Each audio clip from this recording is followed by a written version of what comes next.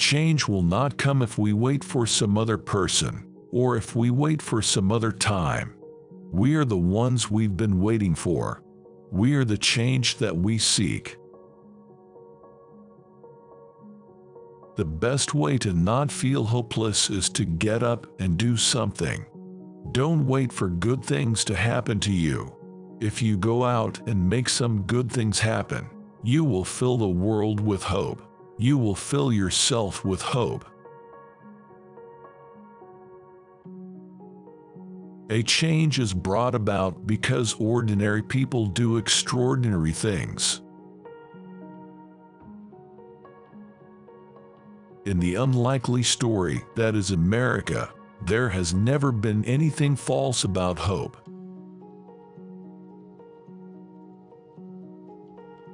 In the face of impossible odds, people who love this country can change it. I'm inspired by the people I meet in my travels, hearing their stories, seeing the hardships they overcome, their fundamental optimism and decency. I'm inspired by the love people have for their children, and I'm inspired by my own children, how full they make my heart. They make me want to work to make the world a little bit better, and they make me want to be a better Emmanuel. If you're walking down the right path and you're willing to keep walking, eventually you'll make progress. There's not a liberal America and a conservative America. There's the United States of America.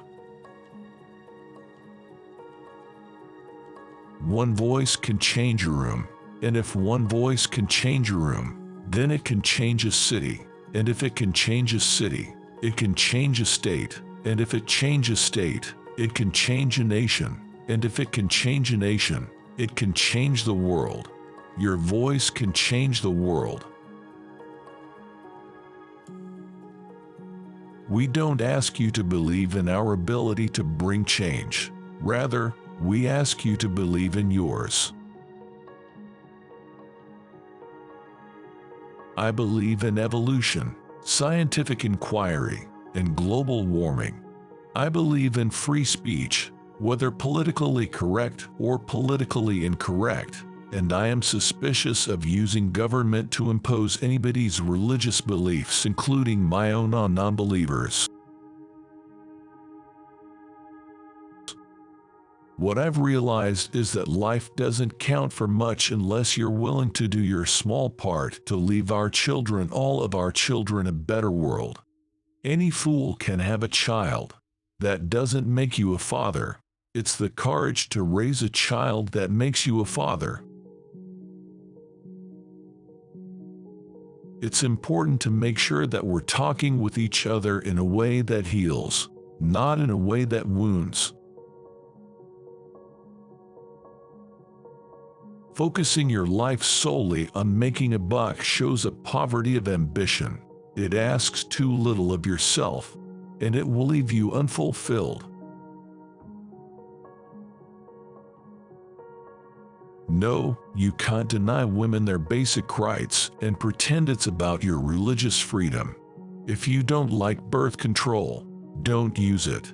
Religious freedom doesn't mean you can force others to live by your own beliefs.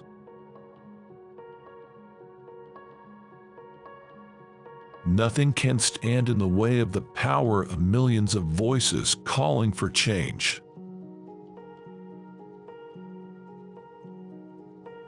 I have always believed that hope is that stubborn thing inside us that insists, despite all the evidence to the contrary, that something better awaits us, so long as we have the courage to keep reaching, to keep working, to keep fighting.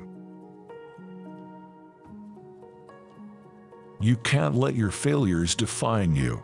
You have to let your failures teach you.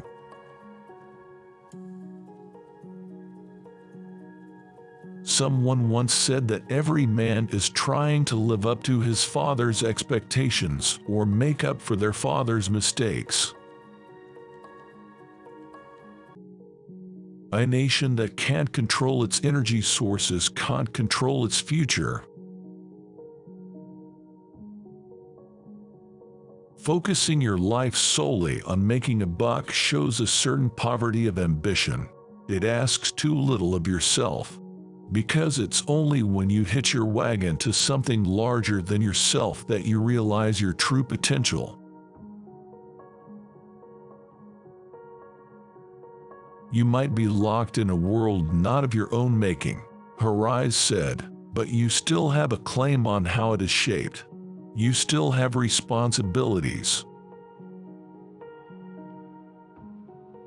All too rarely do I hear people asking just what it is that we've done to make so many children's hearts so hard, or what collectively we might do to right their moral compass, what values we must live by. We may not be able to stop evil in the world, but how we treat one another is entirely up to us. I think perhaps education doesn't do us much good unless it is mixed with sweat. Hope in the face of difficulty. Hope in the face of uncertainty. The audacity of hope. In the end, that is God's greatest gift to us. A belief in things not seen. A belief that there are better days ahead. I wonder, sometimes, whether men and women in fact are capable of learning from history, whether we progress from one stage to the next in an upward course, or whether we just ride the cycles of boom and bust, war and peace, ascent and decline.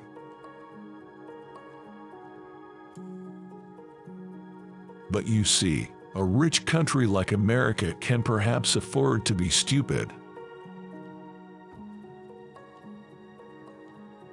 I wish the country had fewer lawyers and more engineers. To be known, to be heard, to have one's unique identity recognized and seen as worthy. It was a universal human desire, I thought, as true for nations and peoples as it was for individuals.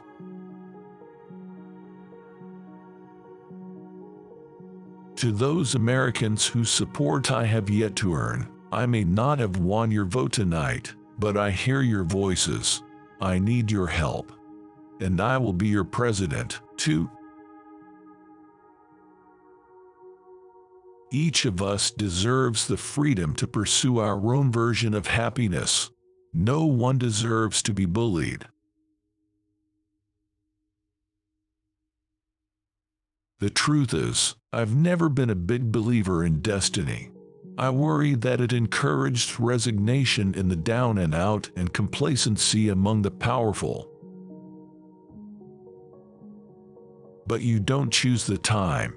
The time chooses you. Either you seize what may turn out to be the only chance you have, or you decide you're willing to live with the knowledge that the chance has passed you by.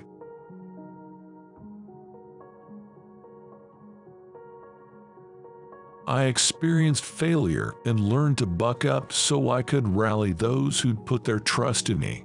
I suffered rejections and insults often enough to stop fearing them. In other words, I grew up and got my sense of humor back.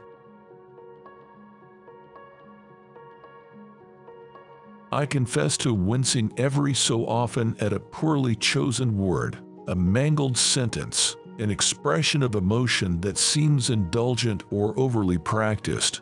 I have the urge to cut the book by 50 pages or so, possessed as I am with a keener appreciation for brevity.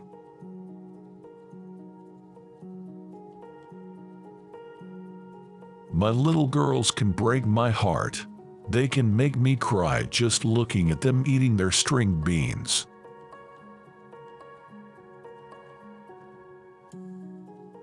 Each path to knowledge involves different rules, and these rules are not interchangeable.